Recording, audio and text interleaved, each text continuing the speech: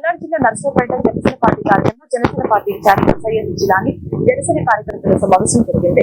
సందర్భంగా ఆయన మాట్లాడారు. జనసేన కార్యకర్తలకు అండగా ఉంటానని, కార్యకర్తలకు ఏం అవసరం వచ్చినా నేను ఉంటానని, పార్టీ కొరకు కష్టపడినా ప్రతి ఒక్కరికి అండగా ఉంటానని, వాళ్ళకి ఏ పని కావాలన్నా చేస్తానని చెప్పారు.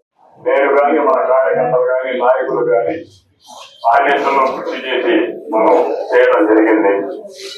చాలా సంతోషకరమైన విషయం పైన మరి చట్టంలో రావడం, అలాగనే 164 సీట్లు రావడం, మరి ఇక్కడ గత 4 ప్రకారాల నుంచి లేకపోవడం, మరి ఈసారి గత 33,000 మెజార్టీ ఉన్నదాన్ని అది కూడా 20,000 మెజార్టీతో ఆనంద్ బాబు గారిని గెలిపించుకోవడంలో మన ప్రధాన పాత్ర పోషించాం. కాబట్టి ఇది ఒకసారి ధన్యవాదాలు చెప్పుకుంటున్నాను. మనకు మీరు ఎన్నికల ముందు చేశారు, ఎన్నికల తర్వాత చేశారు, మళ్ళీ మన డాక్టర్ గారు ఇక్కడికి వచ్చి మనకు రావాల్సిన ప్రతి దాంట్లో 33% అనేది ఇవ్వడం జరుగుతుందని వాళ్ళు గట్టిగా చెప్పడం జరిగింది. పెద్దలు డాక్టర్ గారు ఆయన ఎమ్మెల్యే గారు, డాక్టర్ గారు ఆయన ఎమ్మెల్యే గారు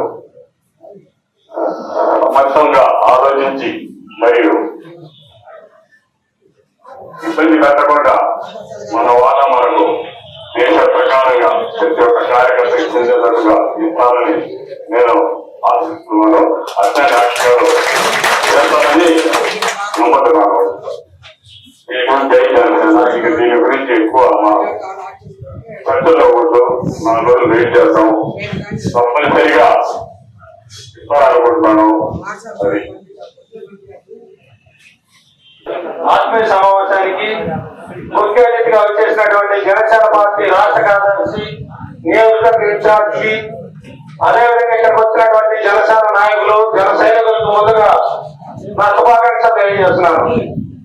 ఈ రోజున జనసేన అధినేత, జనసేన అధ్యక్షుడు పవన్ కళ్యాణ్ గారు ఉప ముఖ్యమంత్రిగా శాసనసభలో ప్రమాణ స్వీకారం చేసిన సందర్భంగా జనసేన పార్టీ నర్సరావుపేట తరఫున ముందుగా ఆయనకి ధన్యవాదాలు తెలియజేస్తాను. ఈ రాష్ట్ర రాజకీయాల్లో చంద్రబాబు నాయుడు అరెస్ట్ చేసి రాజమండ్రి